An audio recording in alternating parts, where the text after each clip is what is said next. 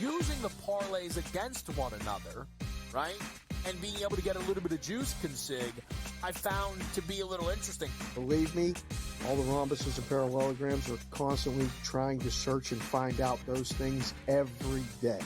It's one of the battles that you know, as you expand the menu, you encounter new battles. Game time decisions, only on SportsGrid. How fragile are these guys? It's amazing. They're supposed to be the greatest athletes in the world, and yet they can't walk and chew gum at the same time without getting hurt, for goodness sakes. That Trout injury really is a bummer, too, because people thought he was going to have a big year. And I look, I don't feel bad for the Angels. I don't like Mike Trout in Anaheim. I thought he should have left when his contract was up. In-game live, prime time, only on SportsGrid. With the onset of NIL and the transfer portal, it is allowing players to develop further in college, and guys that would maybe be stuck on the bench at a power program and not have as much shine are having the ability to find themselves in the spotlight. Lane Kiffin came out and said you need to get bigger and more physical in terms of the offensive defensive lines, and that's why he went out and recruited that talent. Inside the transfer portal, only on SportsGrid. And now you have to qualify, and these majors, you got to go do it, man. Like, and it just comes off really petty to sit up there and be like, I'm not. You know what you signed up for. So I don't like the pettiness, and I 100% think Taylor Gooch should be in the major championships. Mm-hmm. So in the same note, I'm saying this, but also it's like, hey, this is the world in which we live in right now, and you don't deserve anything. Only on SportsGrid.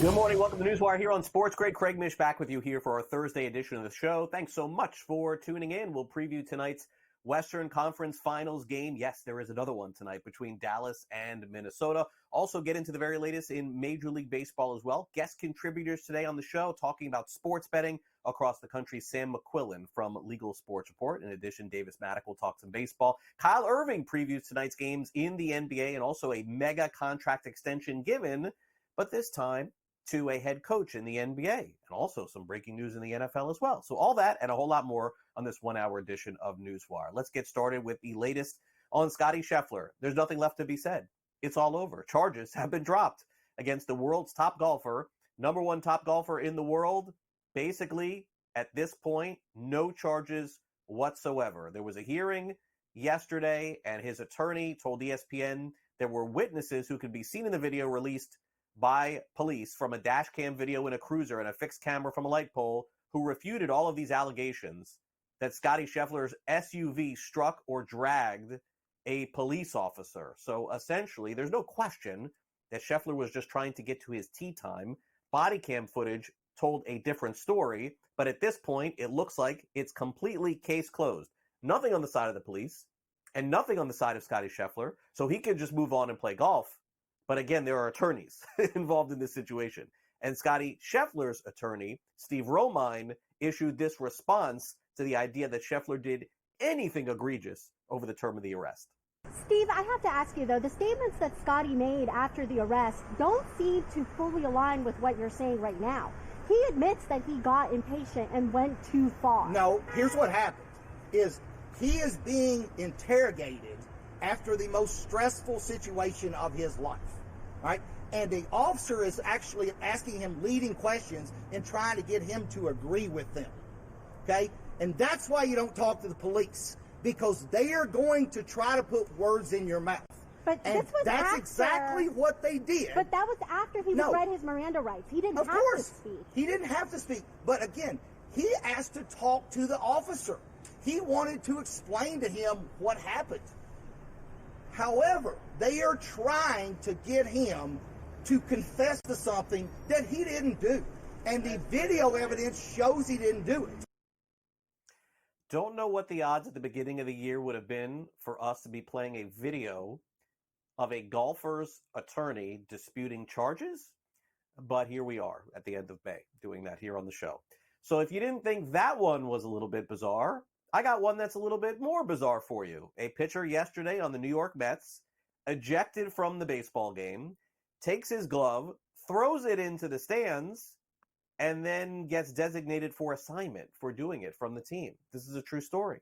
Jorge Lopez, relief pitcher on the New York Mets, very upset with his outing yesterday against the Los Angeles Dodgers, ended up getting ejected when he thought a ball should have been called a strike on a swing, when indeed it was not, and the umpire threw him out after the game. Now, if it didn't get bizarre from that moment on, it got a little bit more bizarre from his press conference after, where Lopez talked about essentially having any regret for throwing his glove into the stands and ended up saying some pretty inflammatory things about himself and even potentially about his team. Carlos Mendoza said that he understands the emotion, but that particular action of throwing your glove into the stands was unacceptable. Looking back on it, do you regret doing that? No, I don't regret it. I think I've been looking the worst teammate probably in the whole MLB. So, whatever happened. So, whatever they want to do it, I'll be tomorrow here if they want me. Whatever they want to do. So, I'm gonna keep doing this thing. So I'm healthy on whatever. On whatever to do. I'm ready to come back tomorrow, and if they want me to be here, so I'll be here. There's a couple discrepancies, by the way, that have been going on, which I'm sure we'll find out more about today, which is whether or not Lopez, in that interview right there, said that he was one of the worst teammates, as opposed to saying team, although he was asked to clarify and basically confirmed it. Needless to say, Spanish is Jorge Lopez's first language. So there could have been some translation issues there. I personally think that there were. In addition to that, if you were told, and it looks like Lopez was told, that he was being cut before he did an interview, I don't know what you expected this guy to say. So this story is not over, by the way. And all parties handling this, by the way, pretty poorly, as it would appear. All right, now let's get to some good news. A very highly paid wide receiver in the NFL. You know his name, Jalen Waddle. He gets the contract extension that he was seeking according to ESPN. 3 years, $84.75 million, $76 million guaranteed. It makes him one of the top 5 highest paid wide receivers in the NFL, joining his teammate, Tyreek Hill. Meanwhile, back to baseball here for a minute. The New York Mets, if you think that their issues don't continue, they will. We'll see what the latest is with Pete Alonso. He left the series finale yesterday when he was hit by a pitch in the right hand. The Mets are teetering on last place in the National League East. Also, Edwin Diaz placed on the injured list as well. The New York Yankees yesterday pull off a pretty incredible win. Giancarlo Stanton hit a high pop-up near the bag at second base, and the umpires called an infield fly. But Juan Soto bumped into Angel shortstop Zach Neto in his hip. The second base umpire called that Soto interfered with Neto, leading to the second out. Very bizarre ending to the game and kind of hard to explain. I would recommend you look it up on YouTube. Corey Seager's the hottest hitter in Major League Baseball. He's homered 8 times in his past 8 games for the Texas Rangers. And also Gunnar Henderson, speaking of hot, he's one of the top 3 options over on FanDuel to win the MVP. Hit a home run, and Baltimore 6-1 win over the Boston Red Sox yesterday. They're on pace to win 105 games. National Basketball Association, what do the odds tell us tonight? That Minnesota's got a good chance to win. They're favored going back home in Game 5 against the Dallas Mavericks by 4.5 points. The total is 209 over on the FanDuel Sportsbook. We'll see if Minnesota can keep their season alive and the Western Conference Finals alive. Ty Lue and the Los Angeles Clippers agree to a new contract extension. It's reportedly, according to The Athletic, 5 years, $70 million. He's got a great win percentage, .579, so I guess that gets him an extension and not fired. Seems like he's the first coach to actually get extended and not fired in the NBA, so congrats to Ty Lue. The Wizards have promoted Brian Keefe to their new head coach, and they have the second pick in the draft, so it's sort of unclear who will be available and who they will end up taking, but Keefe is going to lead the way, at least for the short term, as the Washington Wizards try to get out of the doldrums and get back to the playoffs. Also in college basketball, one of the better players for the Alabama Crimson Tide reported yesterday, Mark Sears, is headed back to the University of Alabama. He's going to play with them next season and not going to go into the NBA draft. All right, Western Conference Finals in hockey heating up. They're now all tied up at 2. The Oilers, what an amazing finish for their game yesterday. They take the lead with 2 goals in 51 seconds and beat the Dallas Stars. Wow, so they're now headed to a Game 5. Both series, East and West, in the Stanley Cup have been absolutely fantastic. Overtime games, close 1-goal matchups. Speaking of which, we'll have a preview of the East tonight coming up with our friend a little bit later in the show, Joe Madden. She'll preview that in the SportsGrid Sound Off. Fanatics officially launches in Wyoming, the 21st state, making it now available to 95% of the legal U.S. betting market. Sam McQuillan will give us the latest on that as well. Nevada is reporting a gaming revenue result for April in 24, up 7%, $1.24 billion. So good news for people betting in Las Vegas. The numbers are going up there as well. Also, Jawan Jennings will be staying in San Francisco for an extra year. He agrees to a contract extension, including $10.5 million guaranteed. He also was phenomenal, if you remember, in the Super Bowl. Blocks very well as well. Okay, coming up next here on NewsWire, Kyle Irving is going to join us here on the show. We're going to dive into the latest in the National Basketball Association and talk about the contract extension for Tyronn Lue. How long will he end up getting to stay with the LA Clippers? 5 years, $70 million. That's a pretty big number for a college or a pro basketball coach. We'll see if it ends up happening. And also, is there any position to take on Luka's props tonight or Kyrie Irving? Will tell us next. So stay with us here on SportsGrid's NewsWire every Monday through Friday, 11 a.m. to 12 p.m. Eastern. And we're back right after these messages. Don't go away.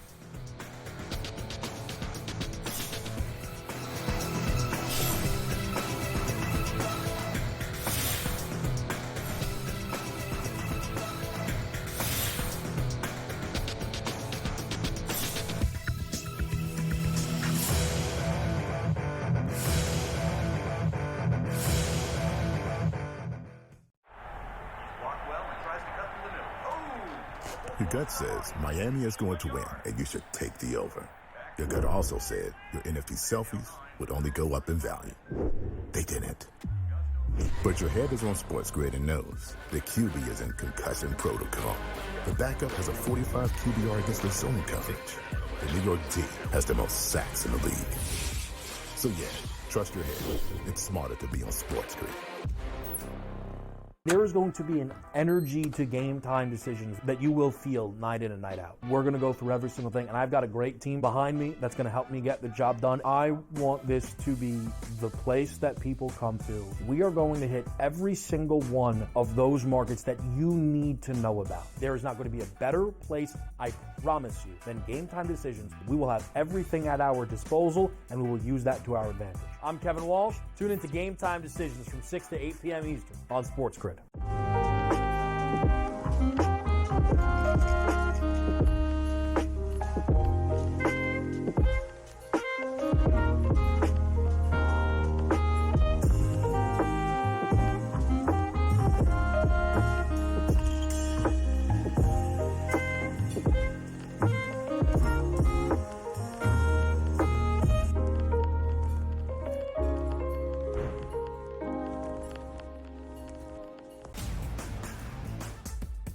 The numbers might look crazy, especially depending on where you think Jared Goff falls in the National Football League. I would consider him, maybe as crazy as this sounds, a top 10 quarterback. And again, the theory behind paying your quarterbacks and your top-rated players, pay them earlier. The longer you wait, it only costs you money. If you have a top-flight wide receiver, pay him here. The Early Line, only on SportsGrid.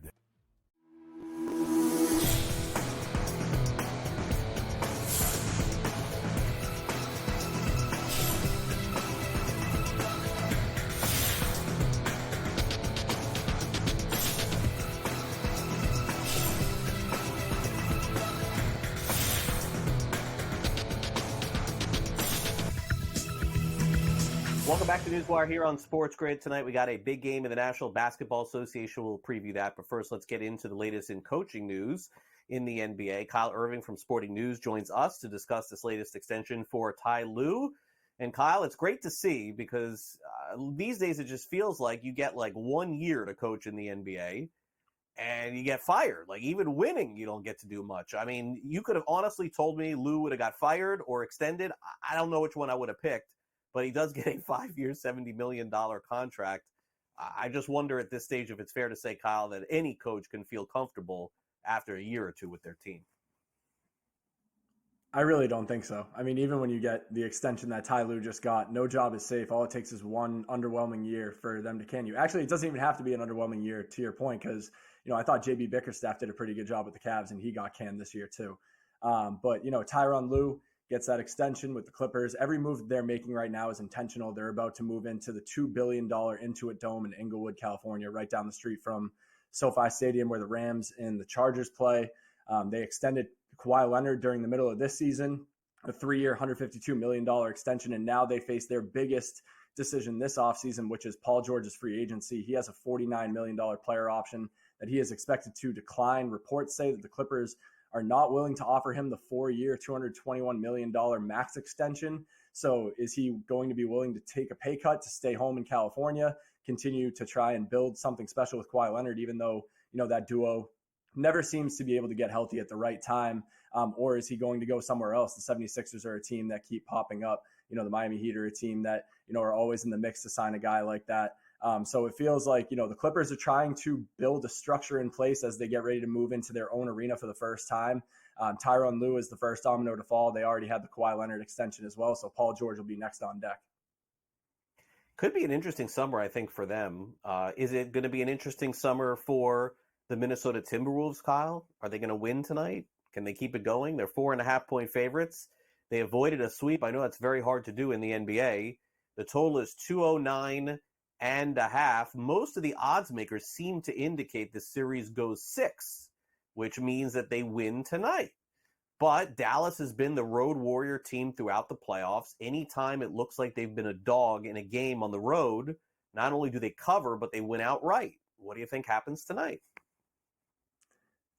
I think I said this the last time I was on the show, and I'm going to stick with it tonight. I think the Timberwolves win the game, but I like the Mavericks to cover 4.5. To me, Minnesota has been right there in this series. The point differential is only about 8 points through the first 4 games of the series. It's really come down to 2 things. It's who's played better out of Luka Doncic and Kyrie Irving versus Anthony Edwards and Karl Anthony Towns, and which team has gotten the job done in crunch time. And that's only been the Timberwolves once so far. It was that last game.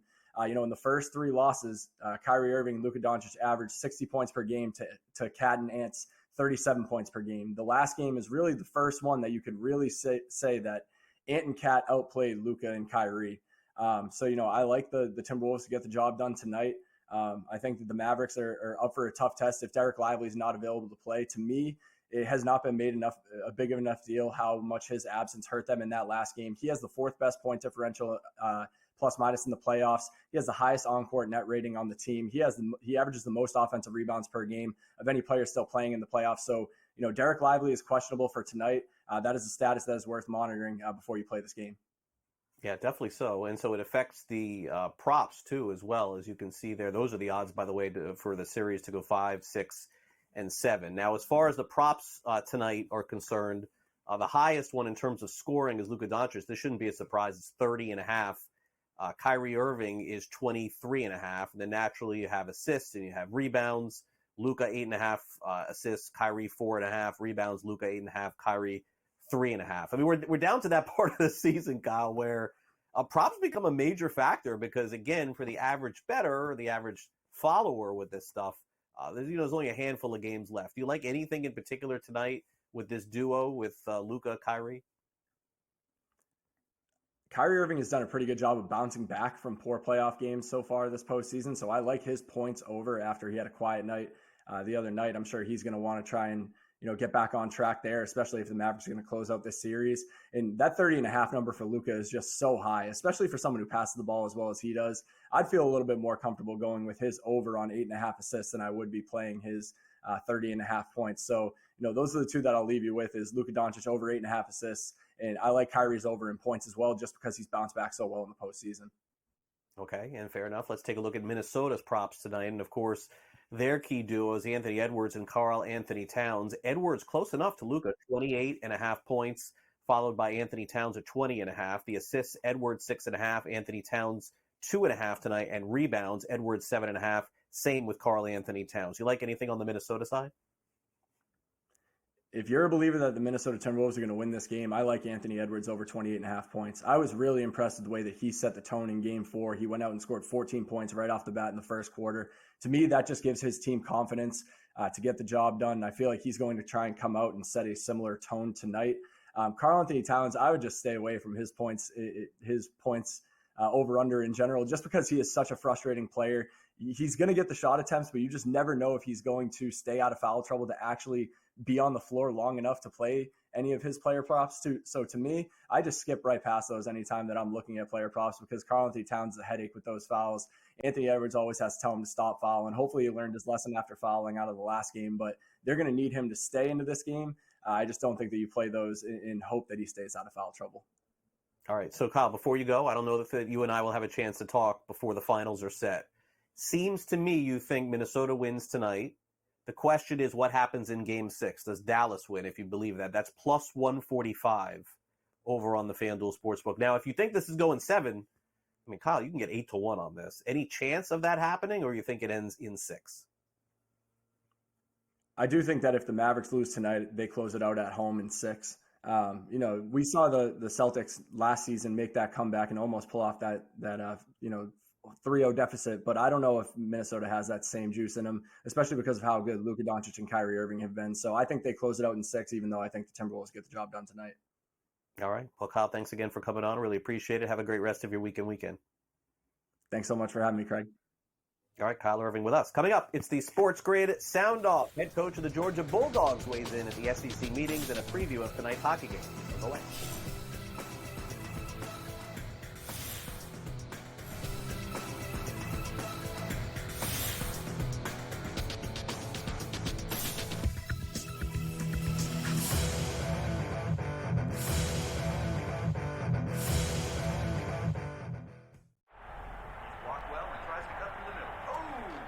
Your gut says Miami is going to win, and you should take the over.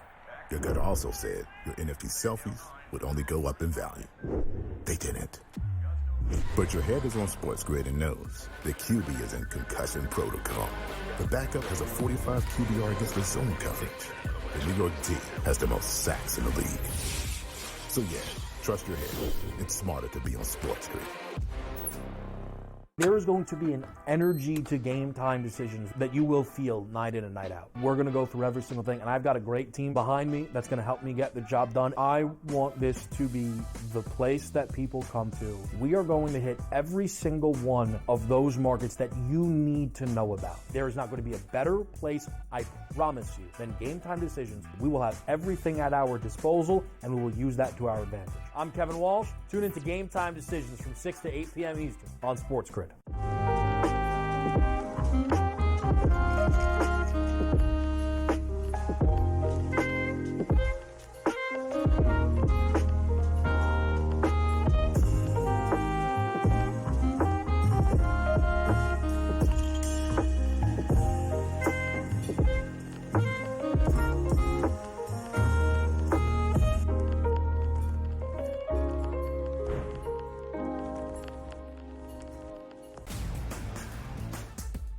The numbers might look crazy, especially depending on where you think Jared Goff falls in the National Football League. I would consider him, maybe as crazy as this sounds, a top 10 quarterback. And again, the theory behind paying your quarterbacks and your top-rated players, pay them earlier. The longer you wait, it only costs you money. If you have a top-flight wide receiver, pay him here. The Early Line, only on SportsGrid.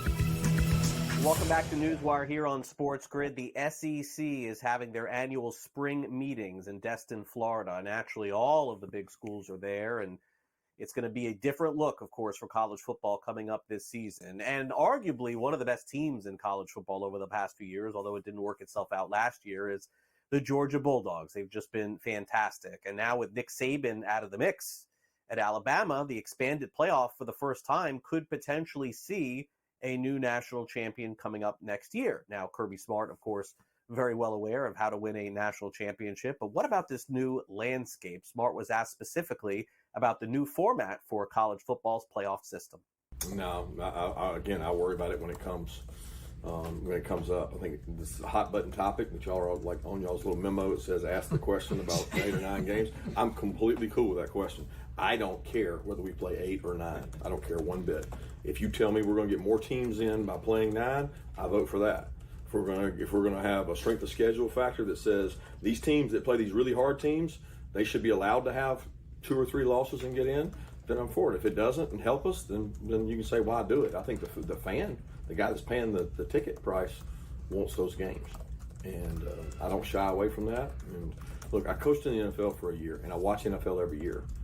You know, at the end of the day, 9 and 7 years, like, playoff worthy. And I definitely think, I'm not saying that's where we're headed. 9 and 7 teams will be in the playoff, but we're headed in a direction where you don't have to worry about losing your entire roster when you lose 1 game or 2 games because they think it's over.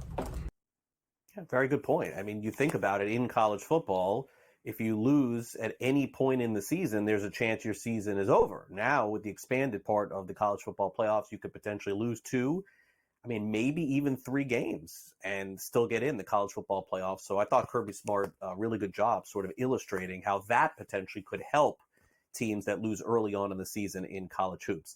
Meanwhile, we saw a contract extension for an NBA coach, which is as rare as anything these days in the NBA. Usually these coaches, they get a contract and then within a year or 2 they get fired, but the LA Clippers have stepped up and they've extended Ty Lue. He's going to be at least paid by the Clippers for the next 5 years. Here's our Ben Stevens weighing in on the extension for the Clippers head coach. Tyronn Lue is remaining in Los Angeles with the Clippers for a very long time and a lot of money.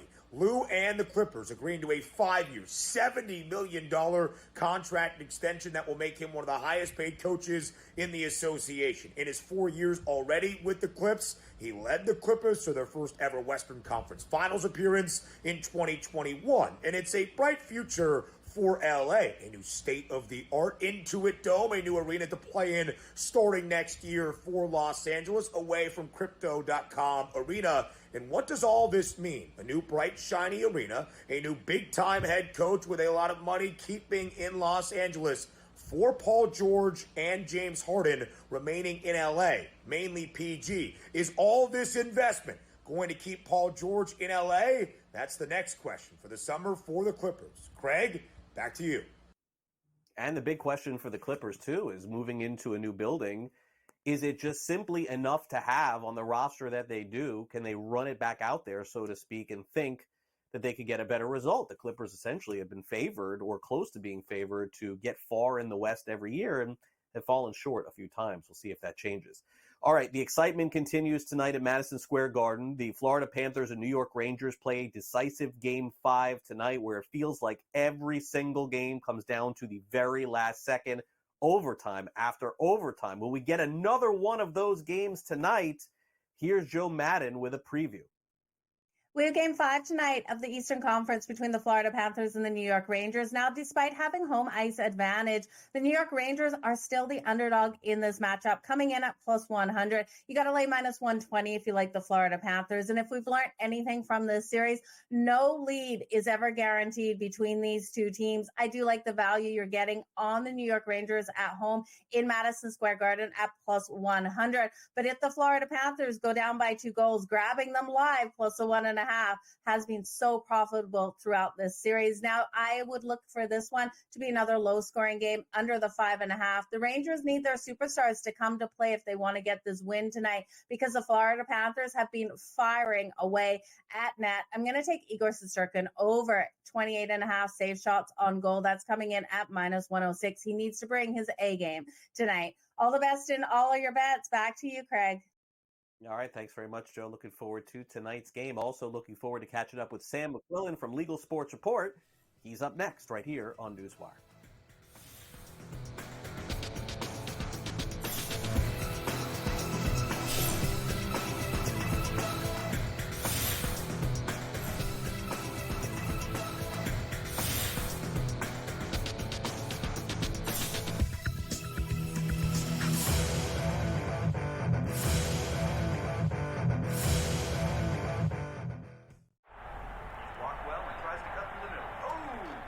Your gut says Miami is going to win, and you should take the over.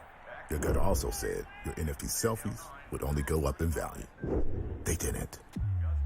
But your head is on SportsGrid and knows the QB is in concussion protocol. The backup has a 45 QBR against the zone coverage. The New York D has the most sacks in the league. So yeah, trust your head. It's smarter to be on SportsGrid. There is going to be an energy to game time decisions that you will feel night in and night out. We're going to go through every single thing, and I've got a great team behind me that's going to help me get the job done. I want this to be the place that people come to. We are going to hit every single one of those markets that you need to know about. There is not going to be a better place, I promise you, than Game Time Decisions. We will have everything at our disposal, and we will use that to our advantage. I'm Kevin Walsh. Tune into Game Time Decisions from 6 to 8 p.m. Eastern on SportsGrid.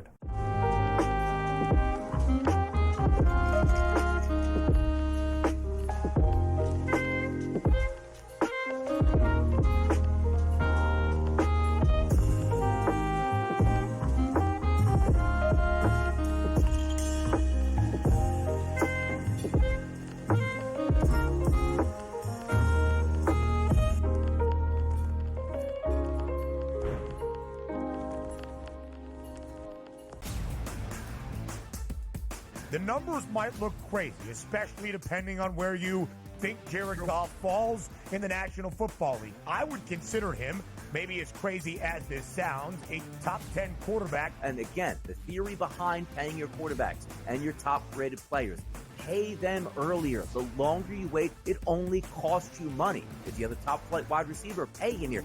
The Early Line, only on SportsGrid.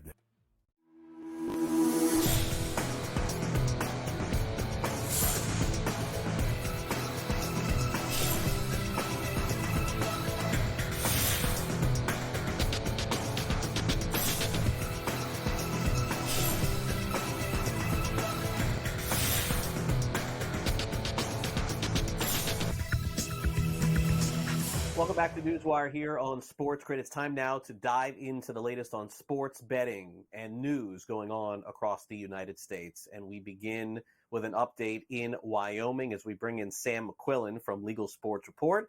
Hey, Sam, a state that we don't talk about all that much, I guess, because sports betting in that state not going to bring in the most revenue in the country. But needless to say, Fanatics now in Wyoming. And tell us more about the new deal. Yeah, on its face level, Wyoming, not such a big important state, as you mentioned, Craig, but what Fanatics is doing here essentially is completing what they promised when they got into the sports betting business about a year ago now. They're now live in 95% roughly of the U.S. betting market. It's legal, now joining the ranks of DraftKings, FanDuel, still a little bit behind them in terms of total number of states, but with the rollout in Wyoming, they're just adding more to the list. This was part of their plan when they first kind of acquired PointsBet and got really aggressive going into sports betting. That automatically gave them 12 states already that they would be live in. So the work since then has been converting the product over from PointsBet into Fanatics, making sure the branding is there, and then launching in new states like Wyoming, where previously other sportsbooks had not been available. So now they're just missing a couple of states, most of them small, Louisiana, Maine, New Hampshire, Washington, and D.C. if you want to count D.C., although FanDuel now kind of has a monopoly there. But this is Fanatics just continuing to roll out kind of its mission.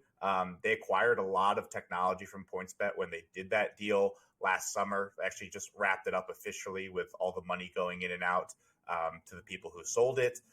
So now we're going to see, once they've kind of, now they're done with the state launching, the state turning over, are they going to be implementing that new technology ahead of football season? Are they going to be doing the work on the back end now to kind of get them to compete better with some of the other operators? They only have about 4% at best in most of the states they're in. So now that they've launched, we're going to kind of see them try to do at least what older companies like DraftKings and FanDuel have done, which is launch everywhere and then now work on getting the product better, work on, acquiring market share, squeezing more out of your customers. So now that that's over, we're going to kind of be looking at what they do ahead of football season. I'm sure they'll have some big plans as far as live betting and everything else that came with the PointsBet technology.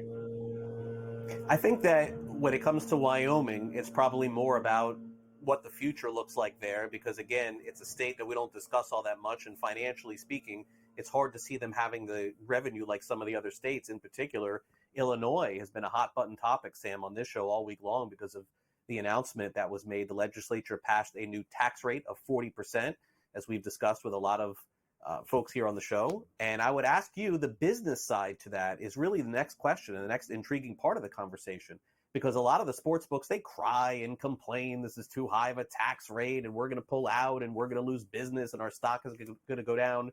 But inevitably, Sam, they're still going to make so much money. So I don't get what that's all about. Well, I think anytime you have a tax raised on you, you're going to be upset about it. I don't think anyone, if I can remember, has ever been in favor of raising taxes on themselves. Certainly not these big public companies like Flutterware, Jones, FanDuel, and DraftKings. And to your point about stock being impacted, the stock market definitely reacted yesterday. You saw both of those companies dropping, which is kind of abnormal considering they were doing pretty well so far this year. But some estimates have come out that said this tax hike, which is effectively 140% hike. You're going from about a 15% rate to 36, 37, 40 in some cases based off the new system. Some people are estimating it's going to cost companies roughly $94 million a year. Now that would be as if they were doing business as normal. They're certainly not going to lose that much money from this. What you should see is them trying to shift the costs around. Jason Robbins, the CEO of DraftKings, has been very vocal, as other operators have been, about it being passed down to the customer. We've yet to see in places with even higher tax rates like New York, the odds being impacted. I live in New York. I certainly don't notice like huge VIGs compared to other states. Sports books have kind of talked about that in the past. What you'll probably see is less promotional spend in Illinois. And the other takeaway here that's really big is this is supposed to be good for the smaller operators, places like Rush Street, which operates Bet Rivers, Penn, which used to operate Barstool, obviously now does ESPN Bet. They'll probably pay a lesser tax because they don't make as much revenue per year. So it's kind of a win for the smaller operators, with the big ones coming out and saying, oh, we really hate this. We wish you didn't do this. But to your point, they're still going to be there. They're still going to operate. They're still going to make money. They're just going to have to kind of find out new ways to do it even better. And because Illinois is such a big state, yeah, it could get away with this versus a state like Wyoming, which probably won't be hiking taxes anytime soon. But will be interesting to see how they react. Will be interesting to see if the smaller operators all of a sudden get a boost in market share, or kind of what I think is going to happen. The story is just going to play out as it usually does, and you have the same two giant sports books on top. They'll just figure out a different way to do it. Yeah, no, it sounds fair, and I understand. No one likes to be taxed, but also, people are making billions of dollars here in this industry, and I think some semblance of reality has to kick in. Anyway, let's talk about the reality of sports betting. All kinds of controversies going on, and some new allegations here involving a player in the English Premier League. West Ham has a player that's being accused of potentially some improprieties in sports betting. I didn't hear this one, Sam, so tell us more. Yeah, Lucas Paqueta, who's a midfielder on West Ham, I had to look up his FIFA rating. He's about an 81. So in my mind, that means he's a pretty important, pretty decent player. They paid a pretty hefty fee to acquire him a few years ago, but he's been charged by the English Football Association for allegedly trying to get yellow cards on purpose to impact the betting outcomes of different matches for financial gain. It spans 4 matches, 3 from last year and 1 from this year. In 3 of them, he got yellow cards past the 60th minute, but it was a loss, a draw, and a win. So it kind of seems like maybe he wasn't really, purposely impacting the score. Maybe it was a market offered on an unregulated sports book where, you can bet on a guy to get a yellow card. He bet on himself, a friend bet on him, something like that. But we really don't know because the FA has not come out and said exactly what he did. They said they're not going to be commenting further, but basically that, he faces these charges. He has a little time to respond. We'll see what happens. And then most notably, the match from this year was the one where he got one in extra time. So that was probably the biggest kind of red flag, so to speak, or yellow card here, is, getting kicked out of the game as it's over, which was also a draw. So you can't bet on yellow cards in the U.S. as far as I know. So likely it was happening on offshore sportsbook, or maybe in another country in Europe where that's possible. But he's come out and kind of denied all charges, saying, I can't believe this has happened. I'm going to fight with every breath to clear my name. I cooperated fully. So we'll see what happens from here. This is kind of the third betting-related scandal the past year that the Premier League has faced. In the past, players have been suspended as long as 8 months for having almost 230 different violations. So I don't know if they'll come down with a hammer and give them the life ban, which they could under the rules. But it seems like maybe he'd be suspended for a few months, depending on what happened. But considering it's just 4 matches, you never know. But I thought it was funny here, too. The sponsor of West Ham on the front of their jerseys or kits is Betway, which is a betting company, obviously. So not a great look there. There's a ban going in place to prevent that in the future, but it doesn't take effect for a few more years. So another kind of, development in the English Premier League with betting and scandals. And I'm sure they don't like this keep happening. Maybe they'll make an example out of them. Yeah, no, they don't, but they've been around a long time with sports betting, so they should have a better grip on things maybe than we do here on the States, you would think. All right, Sam, well, great to catch up with you once again. Have a great rest of your week. Thanks for coming on NewsWire. Yep, thanks, Craig. All right, Sam McQuillan with us from Legal Sports Report. Coming up next, Davis Mattek joins me here on the show. Davis and I host Fantasy Sports Today every Saturday morning here on SportsGrid. He'll weigh in on the latest on Major League Baseball, and perhaps I'll ask him about this new contract extension for Jalen Waddle as well, where he will be in the fantasy football landscape. So stay with us here on NewsWire. We'll be back right after this.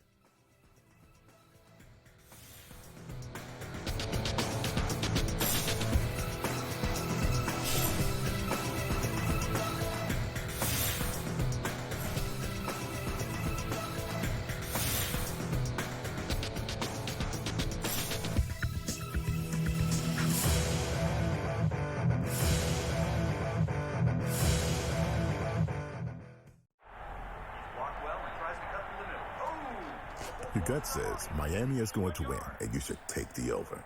Your gut also said your NFT selfies would only go up in value. They didn't. But your head is on SportsGrid and knows the QB is in concussion protocol. The backup has a 45 QBR against the zone coverage. The New York D has the most sacks in the league. So yeah, trust your head. It's smarter to be on SportsGrid.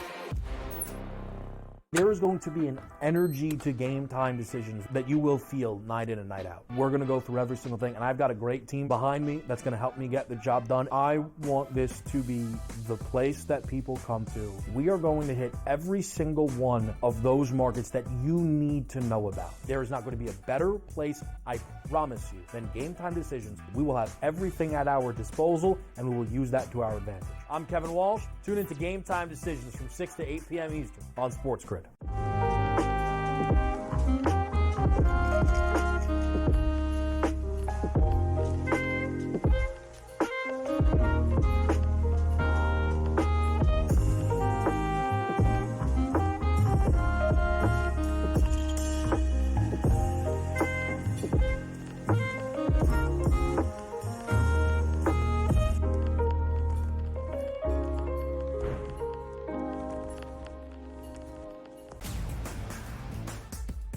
The numbers might look crazy, especially depending on where you think Jared Goff falls in the National Football League. I would consider him, maybe as crazy as this sounds, a top 10 quarterback. And again, the theory behind paying your quarterbacks and your top-rated players, pay them earlier. The longer you wait, it only costs you money. If you have a top-flight wide receiver, pay him here. The Early Line, only on SportsGrid.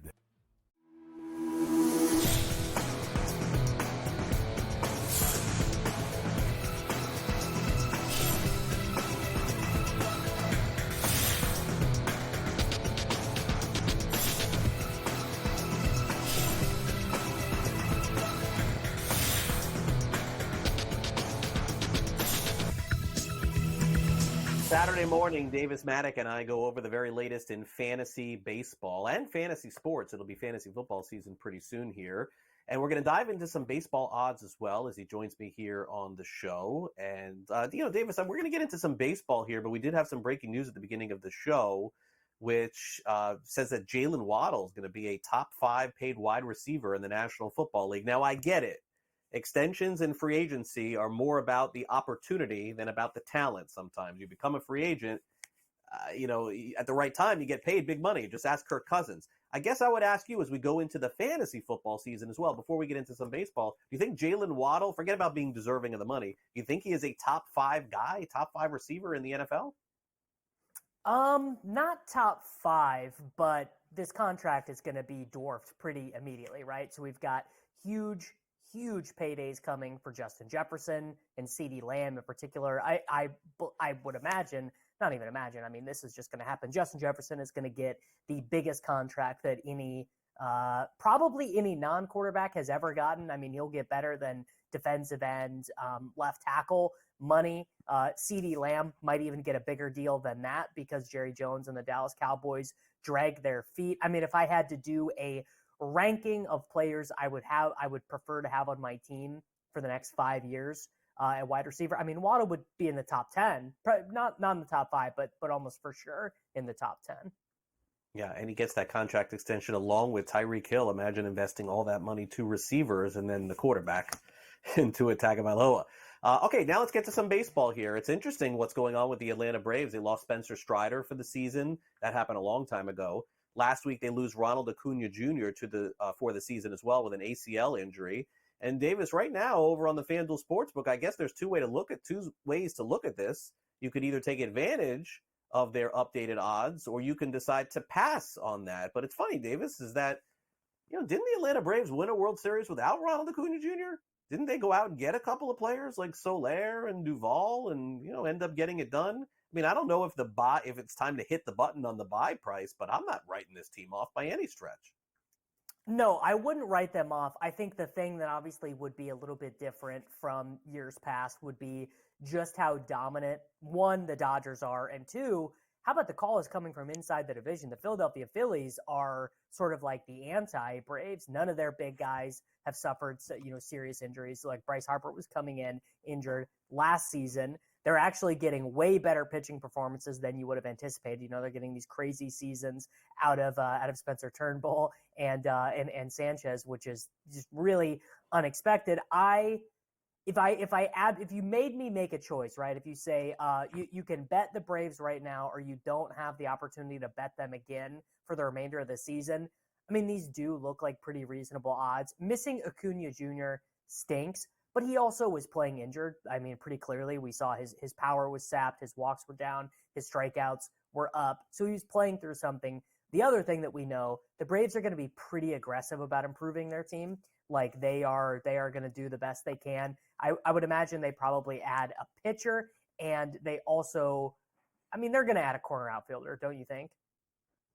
I would think that the Braves are far from done, Davis. I didn't think that they would stop no matter who they had this year, because they've fallen short of their end game goal every year. And it feels like Alex Anthopoulos got to get a little bit more aggressive. Speaking of aggressive, what's left to say about this Paul Skeens guy, Davis, right? Like, it's so rare to get a player with this kind of hype and to pitch as well as he has. And remember, this is a debut in Major League Baseball, and through a handful of games here, he's striking out almost everybody he faces. He's been hit a little bit. His ERA is 2.5. He's 2-0. His WHIP is under 1 to start the season. He's become must-watch video at this point. The accolades are all there. I guess the only question for him is on the betting market. Does he have a chance, do you think, to catch Shota Imanaga for the National League Rookie of the Year? I never would have thought I would say that, but after yesterday, my gosh, Imanaga, I don't even want to talk about it, right? 7 earned runs, woof. Imanaga's still the heavy favorite, but look where Skeens is now, plus 380. This guy was 15-1 like 2 weeks ago. Yeah, look, I would definitely rather bet Skeens right now than Imanaga, just based off of the available odds you're getting. I actually think Imanaga, I'm not taking a ton from the big blow performance like he had been so good. I think you probably just kind of chalk it up to everyone's allowed to have a bad day at the office, every once in a while. But Skeens, I think, has ability to get better as the season progresses. I suppose one of the questions you would have would be, how many innings are they going to let him throw? They were limiting him pretty severely at AAA. They've let him go much more. In the majors, they let him get pretty deep, 84, 193, 96 pitches in his 4 starts in the majors. But he probably tops out at 150 innings at the absolute most. Yeah, I think that's kind of the key there with that. And again, the Pirates, I think, would have to be deep into the shot at making the postseason to keep him going in September.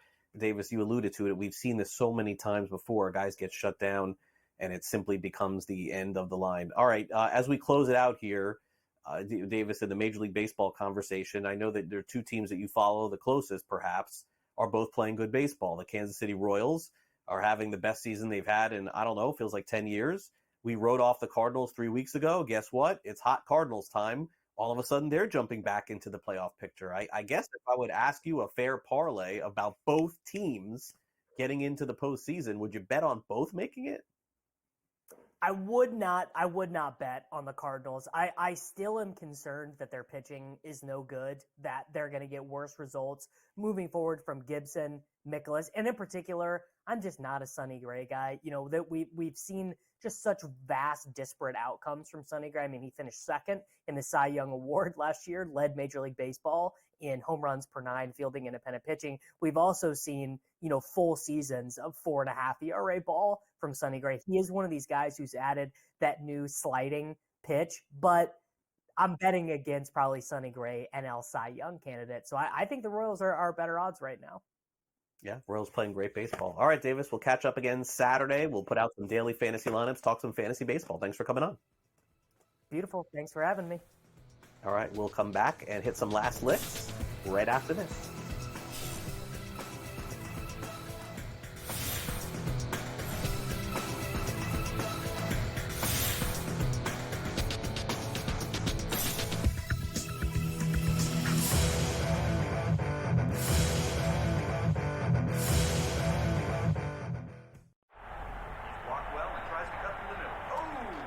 Your gut says Miami is going to win, and you should take the over. Your gut also said your NFT selfies would only go up in value. They didn't. But your head is on SportsGrid and knows the QB is in concussion protocol. The backup has a 45 QBR against the zone coverage. The New York D has the most sacks in the league.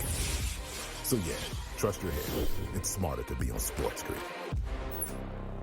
There is going to be an energy to game time decisions that you will feel night in and night out. We're going to go through every single thing, and I've got a great team behind me that's going to help me get the job done. I want this to be the place that people come to. We are going to hit every single one of those markets that you need to know about. There is not going to be a better place, I promise you, than Game Time Decisions. We will have everything at our disposal, and we will use that to our advantage. I'm Kevin Walsh. Tune into Game Time Decisions from 6 to 8 p.m. Eastern on SportsGrid.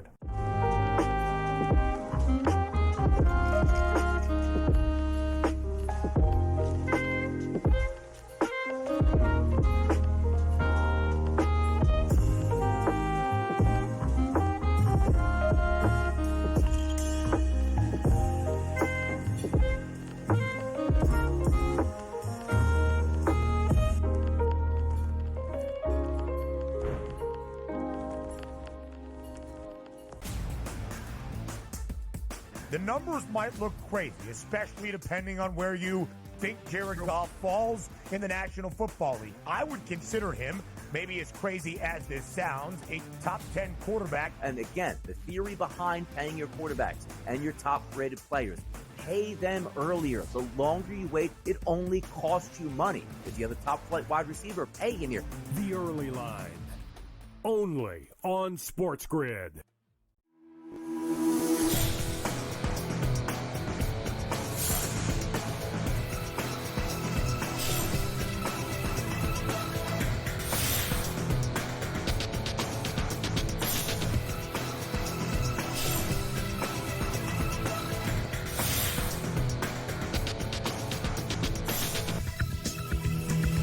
All right, welcome back to NewsWire here on SportsGrid. The top story, it feels like, in sports today is this mini controversy with a player on the New York Mets who last night was ejected from the game, had some inflammatory comments afterward, was also designated for assignment because he threw his glove into the stands. And look, we don't have full clarity over all of this, and we're getting a little bit more bits and pieces. So I want to dive into this a little bit more. It's time for some last licks.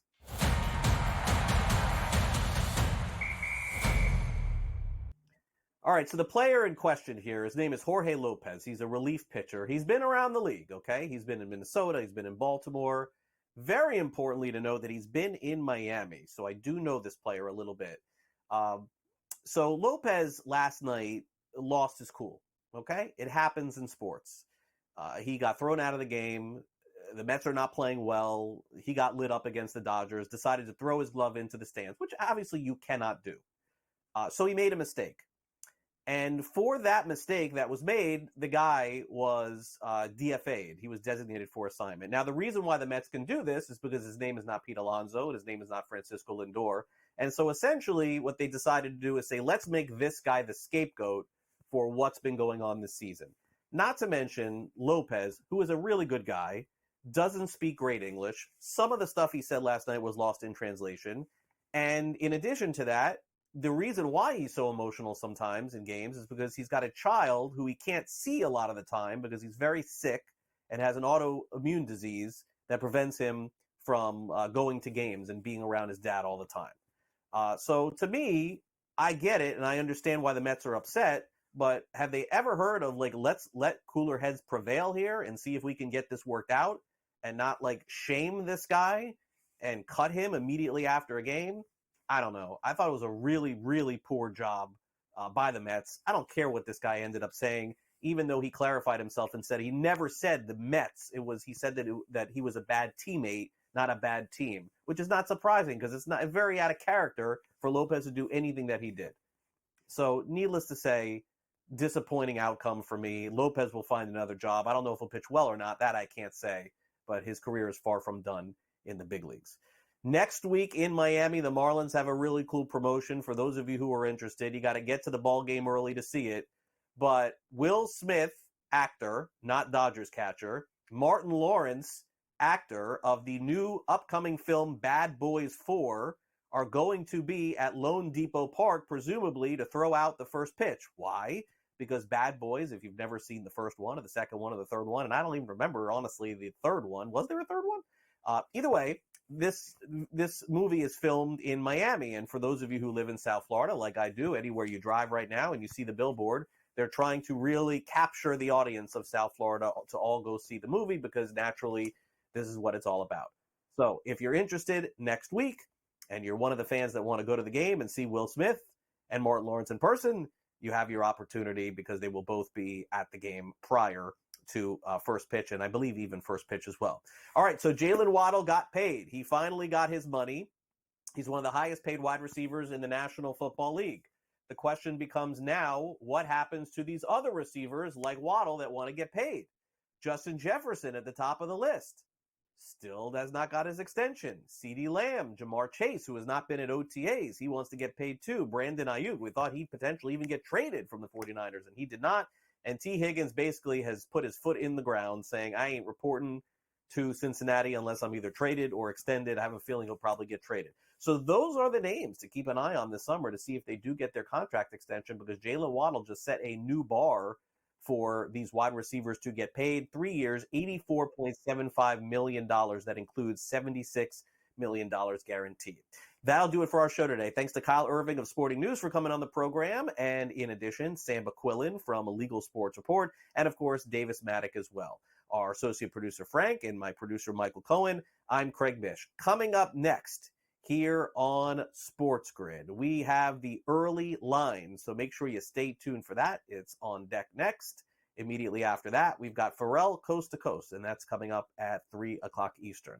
Next show that you can find me will be tomorrow morning at 11 a.m. Eastern for our next edition of NewsWire. I hope you have a great rest of your day. And also, don't forget, as I mentioned earlier, for those of you still playing fantasy baseball, yes, we still have a show for you there. Saturday mornings, 9 a.m. Eastern, myself and Davis Mattek. And Sunday mornings, it's Joe Pisapia and Matt Stryker. So enjoy the NBA game and NHL games tonight, as well as some afternoon baseball. I'll see you tomorrow for our next edition of NewsWire here on SportsGrid.